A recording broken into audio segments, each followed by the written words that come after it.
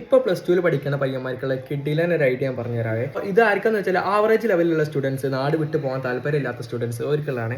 എങ്ങനെയായാലും +2 കഴിഞ്ഞ ഉടനെ തന്നെ നല്ലൊരു സപ്ലയർ എടുത്ത് എങ്ങനെ വെച്ചാൽ ഒരു പ്രൊഡക്റ്റ് സപ്ലൈ ചെയ്യുന്ന ഡിസ്ട്രിബ്യൂട്ടർമാരുണ്ടാവും, അവിടെ ഫീൽഡ് വർക്കിന് സെയിൽസിൽ ജോയിൻ ചെയ്യുക. അതിൻ്റെ കൂടെ തന്നെ ഡിസ്റ്റൻസ് ആയിട്ട് ഡിഗ്രിയും ചെയ്യാം.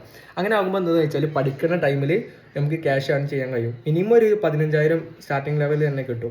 പിന്നെ നമ്മൾ ട്രാവൽ അലവൻസ് അത് ഫുള്ള് കവർ ചെയ്യും, ഫുഡിൻ്റെ എക്സ്പെൻസ് അങ്ങനത്തെ കാര്യങ്ങളൊക്കെ നമുക്ക് കിട്ടും. പിന്നെ ഇങ്ങനെ ഒരു കണ്ടിന്യൂസ് ആയിട്ട് നമ്മൾ മാർക്കറ്റ് പഠിച്ച് ഇങ്ങനെ വരികയാണ്, നമ്മളെ എഡ്യൂക്കേഷൻ അവിടെ കണ്ടിന്യൂ ചെയ്യുന്നുണ്ട്. അങ്ങനെ ആകുമ്പോൾ നമ്മൾ കിട്ടുന്ന സാലറിന്ന് ഒരു 15 കിട്ടുന്നുണ്ടെങ്കിൽ ഒരു 5,000 വെച്ചാണ്ട് വല്ല മ്യൂച്വൽ ഫണ്ടിലോ കണ്ടിന്യൂട്ടി SIP ആയിട്ട് ഇൻവെസ്റ്റ്മെൻറ്റ് ചെയ്യുക.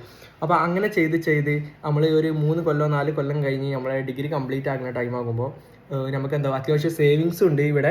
പിന്നെ എന്താണെന്ന് വെച്ചാൽ നമുക്ക് എഡ്യൂക്കേഷനും കിട്ടി, സെയിൽസ് നോളജും ഉണ്ട്. അപ്പോൾ ഇങ്ങനെ നമ്മളെ ഇഷ്ടത്തിനനുസരിച്ച് ചെയ്യാം. പ്രത്യേകം ശ്രദ്ധിക്കേണ്ടതെന്ന് വെച്ചാൽ ഈ ടൈമിൽ നമ്മൾ ഒരിക്കലും EMI ലൂപ്പിൽ കൊടുങ്ങരുത്. നമുക്ക് കിട്ടുന്നതിൻ്റെ അപ്പുറം നമ്മൾ EMI ഇട്ടിട്ട് നമ്മളങ്ങനെ ഒരു വെറുതെ പലിശ കൊടുത്ത് അങ്ങനെ ഒരു ഇതിൽ നമ്മൾ കൊടുങ്ങരുത്. നമ്മൾ മാക്സിമം ഏൺ ചെയ്യാൻ ശ്രമിക്കുക. ഓക്കെ, അങ്ങനെ ചെയ്ത് കഴിഞ്ഞാൽ ഈ ഡിഗ്രി കഴിയുമ്പോൾ നമുക്കൊരു അത്യാവശ്യം മാർക്കറ്റ് നോളജ് ഉണ്ടാവും.